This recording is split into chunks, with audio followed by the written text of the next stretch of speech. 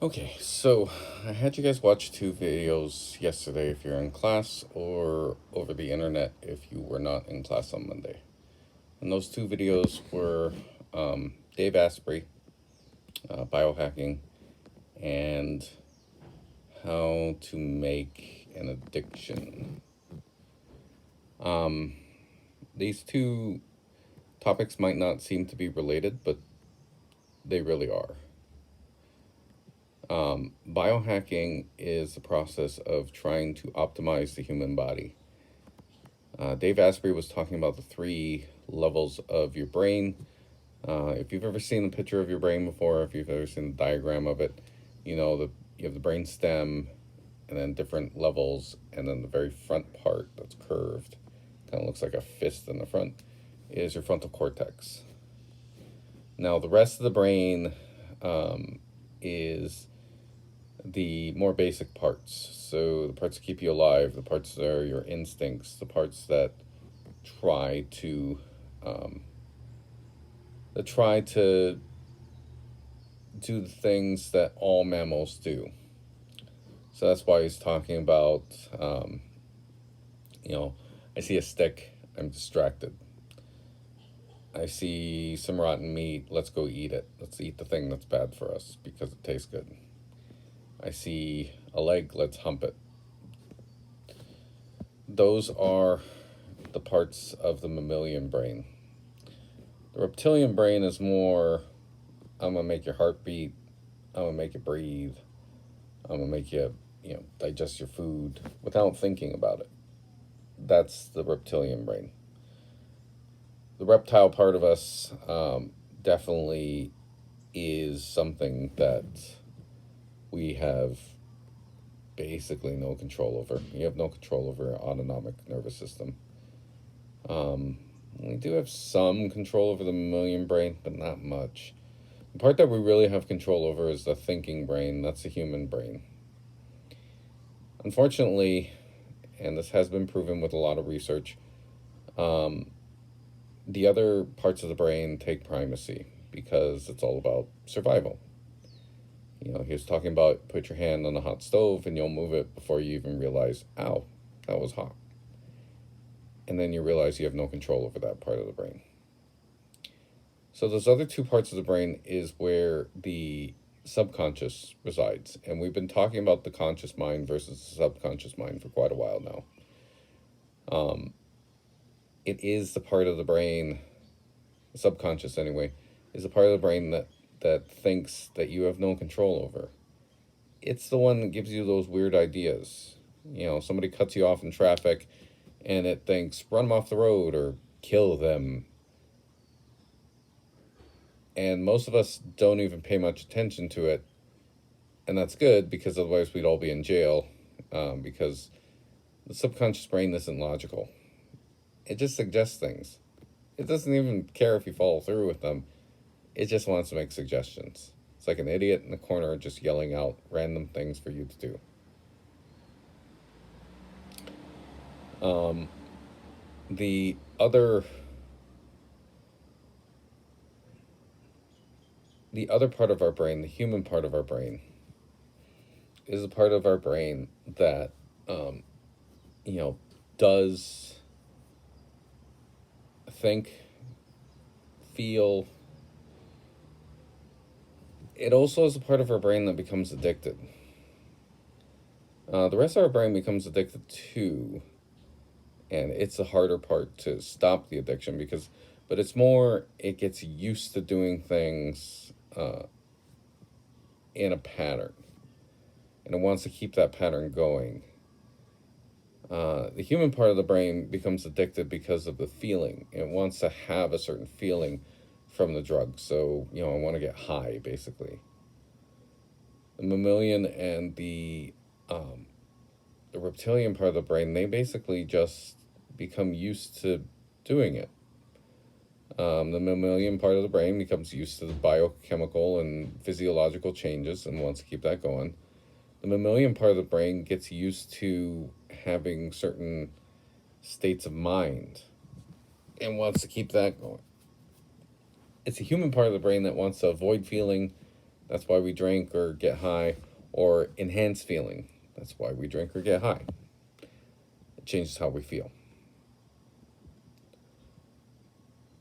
Fortunately for us, if we feed that part of the brain, it's much more satisfied. And once it's much more satisfied, it functions properly. So Dave Asprey and Bulletproof Diet, Bulletproof Coffee, yada, yada, yada. He shows in his research and his website how to do that, how to feed that part of the brain. Now, I'm not saying you have to go on the bulletproof diet, but there's very little evidence that shows that would be a bad thing for anybody to do.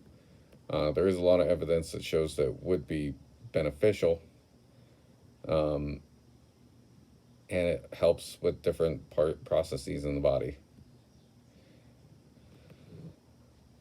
But the thing I want to concentrate on is the Labrador, the mammalian brain, the part of the brain that is completely distractible, part of the brain that wants to eat the sugar, that wants to eat the thing that's bad for you, the part of your brain that just is driven by a pleasure principle. Freud would have called this the id, part of our brain, the part of our personality that just wants to feel good. But that's too basic of a explanation for it. Now, if you ever get a chance, you might want to check out some of the other videos about Dave Asprey. He has some pretty interesting stuff that he does. He does a lot of really, really cool things. Like he does cryotherapy, which is they, put you in a chamber that brings you down to like 20 degrees really fast, and then you get out and you're fine. Nothing, I mean, it's below freezing, but it's so fast that, you don't really get hurt or anything like that. But apparently, according to a lot of doctors, not just Asprey and his group, that does unlock a lot of the parts of our biochemistry that haven't been, like, basically we're supposed to shiver a lot. No one's really sure why we're supposed to be cold all the time, but it does change our biochemistry. So, if you have a chance, certainly do check out some of the stuff that he's doing in his group. He also does a lot of stuff with teaching people like Zen. So he uses a neurofeedback machine to teach 40 years of Zen in a week. Sorry, there's a beam of light right in my eye.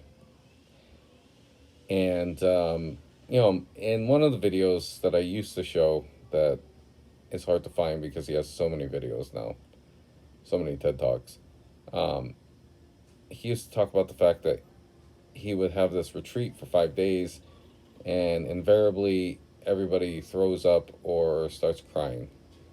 And there's a specific reason for that. It has nothing to do with the process of what they're going through. It has everything to do with the actual machine that they're using. You're not supposed to use it in the first day for more than like 5 minutes, or else it's completely disorienting. And they use it for like hours by the second day. So it basically totally screws up your equilibrium in a way that you kind of can't necessarily recover from before you throw up or before you break down emotionally. So that is one of the more interesting things he does, 40 years of Zen meditation in 5 days. And then you're like, Zen, I wouldn't say Zen master, but pretty close. Anyway, that's one of the things he does. I want to go from that. I want to take the mammalian part of the brain, the Labrador, and I want to put it over to the other video. The video about the woman talking about her becoming addicted to pedometer. If you have a chance, and I may have everybody watch this in class at some point, But watch the episode of South Park. Freemium isn't free. Freemium isn't free because it talks about addiction to a a phone app game, a free phone app game. That's not free. It's free to download, but then you have to buy all the other stuff. And the thing is that a lot of these games aren't even really fun, but they push the right buttons in us. They make the mammal part of our brain happy. They make the Labrador part of our brain happy. And we will keep doing stuff to make that part of our brain happy. And we will continue to drive ourselves to the point where we're waking up in the middle of the night just to check our, just to collect resources or do this or do that. And it's really interesting because back in the early 2000s, all the big game platforms, Nintendo, Sega wasn't around anymore, PlayStation, Xbox, they were hearing about these, phone app games, and they're like, that's ridiculous. That's gonna be a fad. No one's gonna get into it. Now it's a several $billion a year industry. And in some ways it's bigger than actual video games. And video games have changed their platform because of it. Their market theory too. It used to be you bought a game and you just played it, you enjoyed it, you beat it, good game. Maybe you play it again later on, but now I need a new game, so I go and I buy another game. And that was it. You bought the game, that was how the company made money, and that was it. And now they have all these like packages and things that you can buy on top of it. You can buy the starter pack or the expansion pack or this pack or that pack and download it straight to your Xbox. And that was a direct result of phone app games and their market theory. The thing is that this pleases the mammalian part of our brain, the Labrador, to no end. It loves it. It loves the fact that I can keep playing the same thing over and over and over and over and over and over and over and over and over again. Remember, consistency is one of the pillars. But I get to add new stuff. So inconsistency, yeah, that's where that's really at. So if you look at this thing, this list of 6 requirements for humans, basically to feel good, to feel satisfied, to feel like your life has meaning, there's these 6 needs. And these are like Maslow's hierarchy of needs, but a little bit more not superficial. But Maslow was from kind of like the very, very, very basic stuff all the way to the epitome of human creation. This is just what I need to make it through the day and feel satisfied kind of thing. Not how do I feel like I had a good life. That's Maslow. But with these six pillars, 6 needs, if we meet them, then if something meets them, if some activity or some substance or some person, if it meets these needs, then we don't have much of a choice. We are, I don't want to say doomed to become an addict, but yeah, pretty much. And so we have to really remember that these kinds of dangers exist. It's something that is, something that is in us all, deep within us all, because of the mammalian brain. And it's a really hard thing to kind of get past. Because, again, the human brain doesn't take over until you meet certain conditions. One of the easiest ways to do that is to feed it properly. And then it works all the time. Less brain fog, less confusion, less distractibility, because the human part of the brain can overrule the mammalian brain easily. A lot of stuff that we've talked about, like, decision fatigue, self-image, things like that, those are all mammalian brain problems. The human brain can deal with it much more succinctly. Okay. Crap, I forgot the embedded question. Yeah, well, I'm getting better at this every week, so, I'll see you guys on Wednesday.